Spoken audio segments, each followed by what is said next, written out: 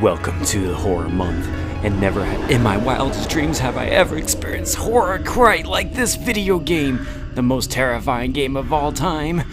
Bibi and Tina at the horse farm. Oh gosh, just kill me now. Here we are again, another game that tries to teach children or something, I guess, about taking care of horses. Yes. Oh, did I mention though, here's the kicker for this one. This is the PlayStation 5. Yeah, 4K gaming, guys. Does it look good? Does it look good? I can only record it in 1080p, but oh, let me just say you're not missing much. But those 4K visuals really stood out, especially with all the errors that you will come across when you explore the world. But let's actually talk about this game now.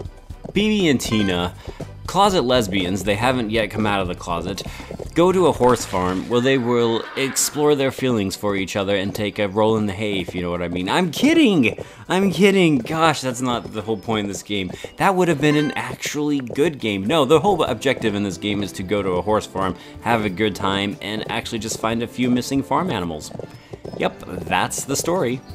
And along the way, they'll meet two other guys who are very charming, good looking, and are totally getting cock-blocked because I am standing by my theory that Bibi and Tina are closet lesbians. When it comes to the gameplay, it's really simple. You ride around on a horse and you push A lot, or X, whatever it may be. Since I played this on the PlayStation 5, it was definitely the X button, or the cross button, whatever you want to call it. And the whole goal is to either run around and go through those rings that you saw previously, or follow a flower path, or like I said, follow farm animals until you catch them. You will do this a bunch, several times actually. You will repeat basically the same missions on the semi-open world, which is very, very infuriating, and it just kind of drives you up a wall.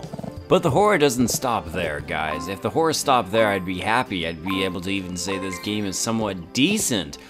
I mean, look at these beautiful graphics in 4K. I mean, look at this flower path in 4. Brilliant. Okay, it's 1080p, like I said. It doesn't matter. None of it matters because they rendered in the same trees and they are very uninspired. It's really a shame, too, because this game actually has the base of what could have been a pretty decent and formidable video game. And when I sit back here and look at this game, I think that's the scariest thing of all. This game could have actually been good. I mean, just take a look at this map here real quick. Anything north of the train tracks, you can actually explore. You can explore the riverside, you can explore the mountains. There's actually a castle you can go check out. There's all these cool little nooks and crannies that you can go explore to your heart's content, but in the campaign itself, it just doesn't amount to anything because there's nothing there.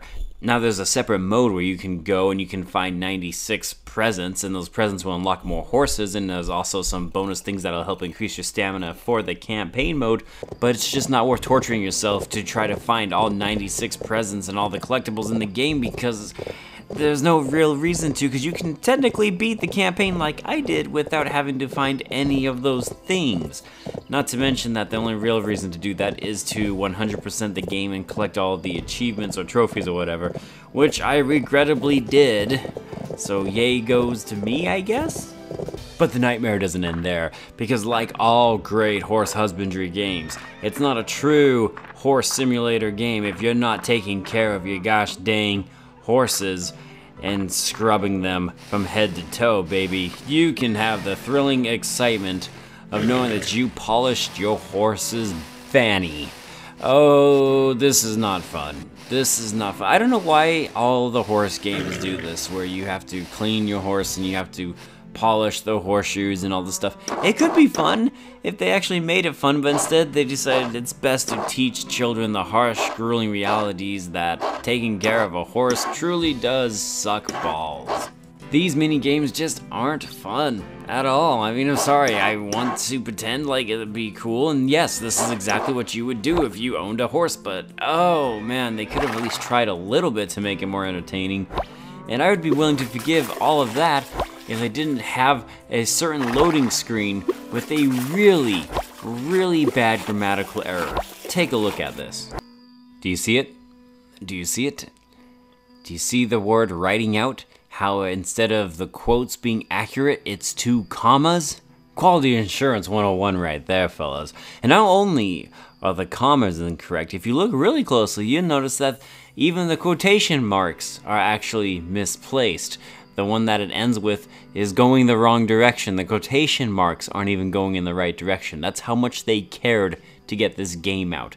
And you have to see this loading screen all the time.